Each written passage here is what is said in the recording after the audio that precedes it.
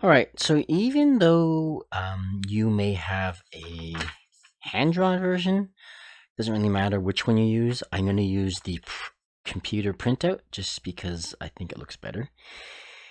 And we're going to talk about colors and how we're going to use colors to make what are already interesting shapes look even more interesting. I'm going to ask you to limit yourself to 3 colors. So I've got blue, orange, and purple. And even within those colors, you can use a dark purple.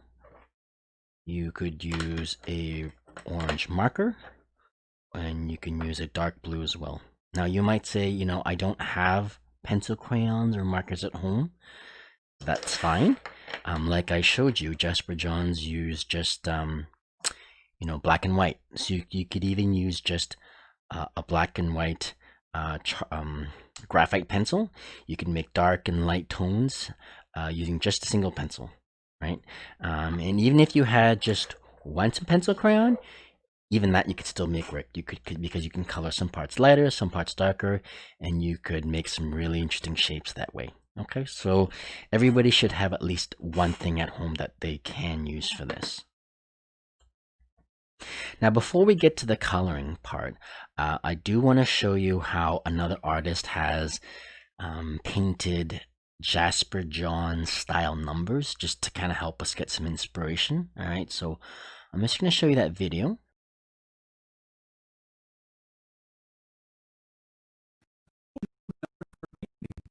Pop art Jasper Johns does it. In this Jasper Johns art lesson, I will use template painting to show you how I paint like Jasper Johns numbers in color. Just after this.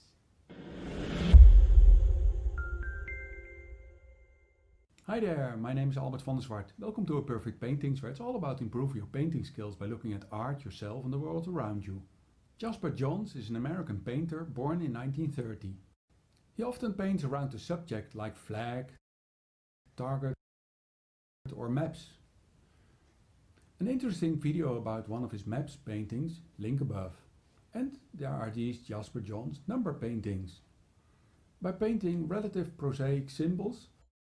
Prosaic means practical, stuff you normally wouldn't see or think of as art, like a Campbell's soup can.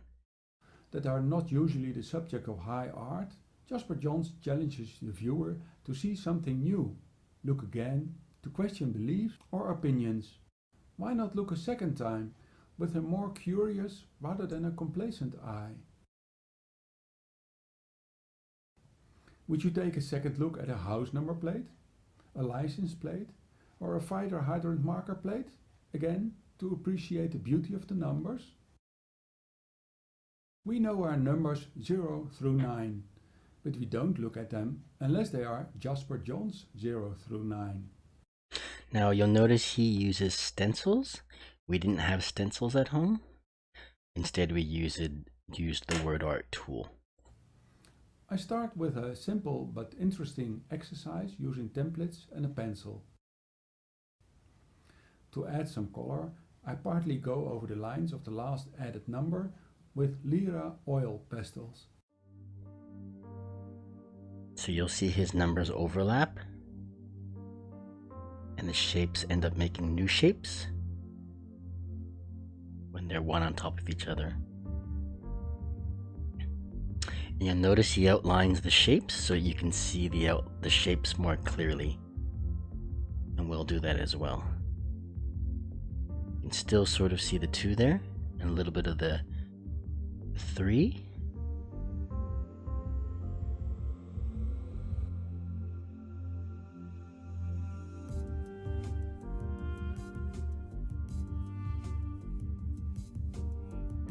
I'm just going to skip ahead to another part to show you another technique of his. Fingers from the cutting. So there's a different one now where he traces it all first. And do you use a black pencil or colored pencils?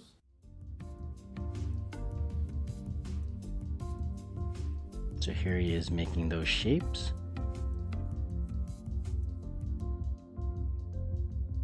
He rotates them just like we did.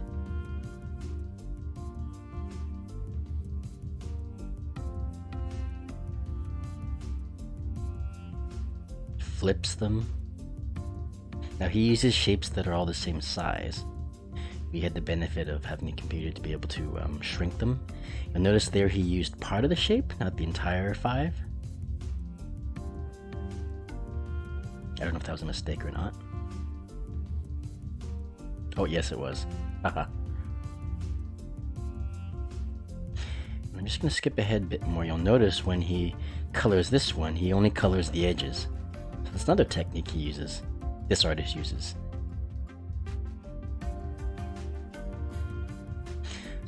Some people use paint where they paint the background as well.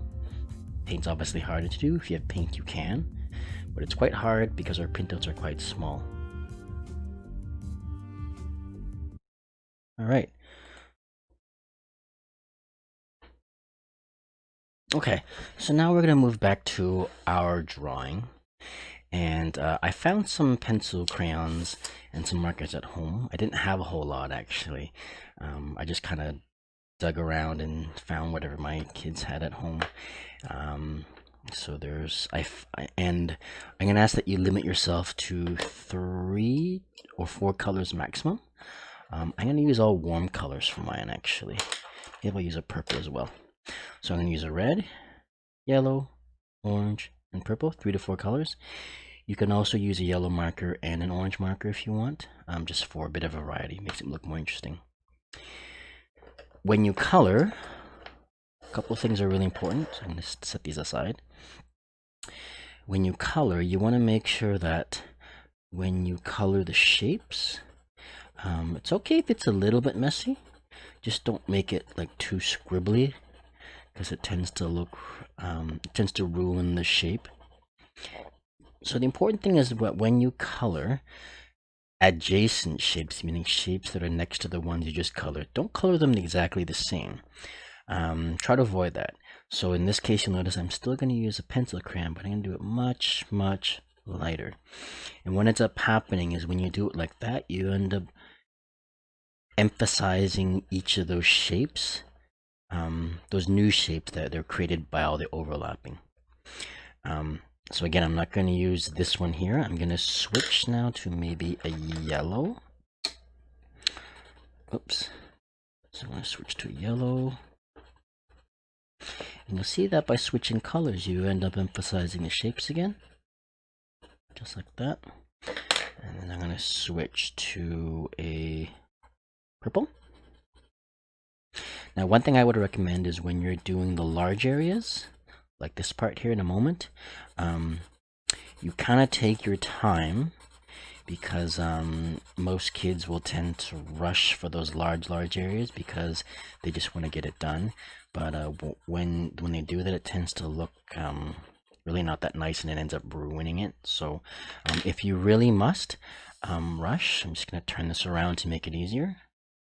What I would suggest you do is maybe use a marker instead. So I'm actually going to use a purple marker.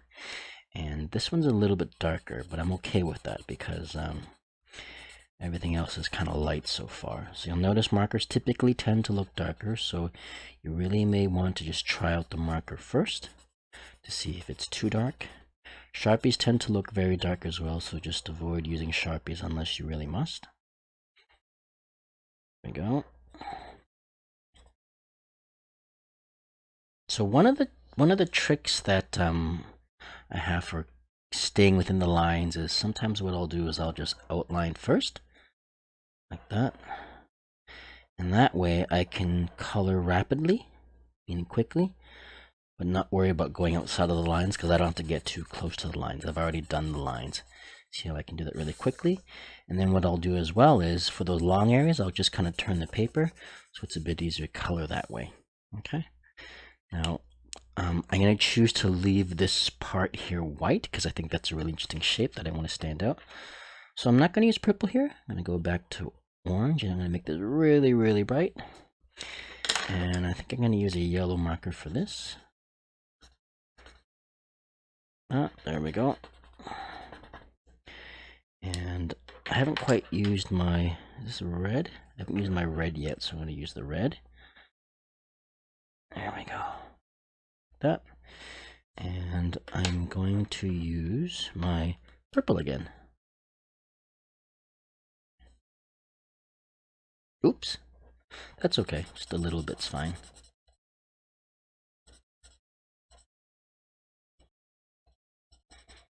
There we go.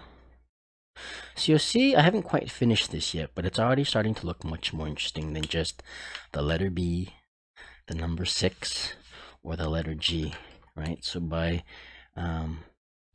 laying the shapes on top of each other, you start to make it much more interesting, and you kind of get people intrigued about, what actually is that we're looking at. All right, so I'm just going to go ahead and finish this, and I will see you at the end when we are done. So I'm just going to quickly do this.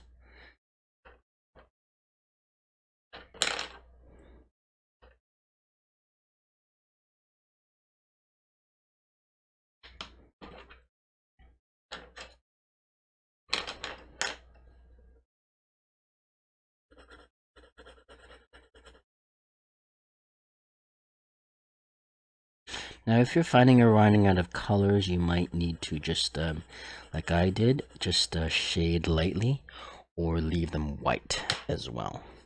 Because sometimes you will run out of colors and it's kind of like, uh-oh, what do I do now? I can only use 3 or 4 colors, but I've already used all the ones right next to mine. So keep that in mind. You can change the pressure to make it light or dark, okay? See you in a bit.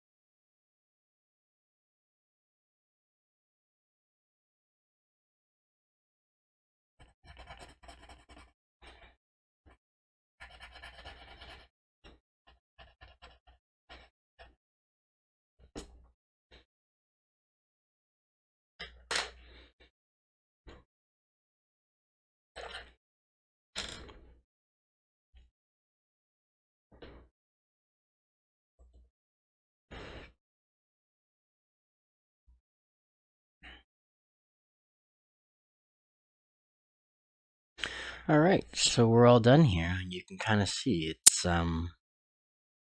this is the finished product. It's 4 colors, and you can still sort of see the B there, and you can still sort of see the G, but I'm just gonna turn it the way I originally had it. There we go, and that looks so much more interesting now. You get these really nice round shapes and these round shapes here, and you can't really recognize the G anymore. And because you've turned the B over to its side, it kind of looks really unusual that way. You get these nice curves like that. Okay, so you go ahead and do that with yours now, and I'm just going to put up the criteria that we're looking for, just to help remind you of what we're looking for to make an image look really good. Okay, so I hope you enjoy the activity. Okay, so here's just a reminder of some of the things we're looking to do. We want to make numbers beautiful again. We want to think about how we can lay out the numbers so that they're interesting and beautiful, and not just numbers. You actually want to make them not look like numbers as much as possible, but still sort of be able to recognize them. I know that sounds strange, but you want a bit of both. You want to make the numbers shapes and lines recognizable, but again, not look just like literally a number. You want to make the numbers look like art and not look like a math book. Messy is okay. You saw in Jasper John's examples, he made it messy as well, but you could still see the shapes and the lines, and you can still recognize parts of the numbers. Use 3 to 4 colors maximum. You can use light and dark versions of that, and feel free to mix media as well. So you can use pastel, you can use paint, you can use pencil crayon, crayons, whatever you have at home is fine. Even just a regular pencil is fine. And when you're done, you want to take a photo of your finished artwork, and you can submit it in Google Classroom. And I'm just gonna leave you with this last slide here, where there are some tips on how you might make it look interesting when you do it with color. So you might make it look very colorful. You might change the colors up. You might make it monotone, black and white, or just shades of red, dark red, light red, bright red, maybe just one color. When you're making your arrangement, you might zoom in on just one part. You might repeat it. You might actually hide it so you can't even see the edges. And you might even make it onto a bigger sheet of paper and paint the background as well. I didn't, but you could. And of course, we layered it. Okay, so I'll just leave this for you to look at and have fun. Okay, and can't wait to see your work when it's done.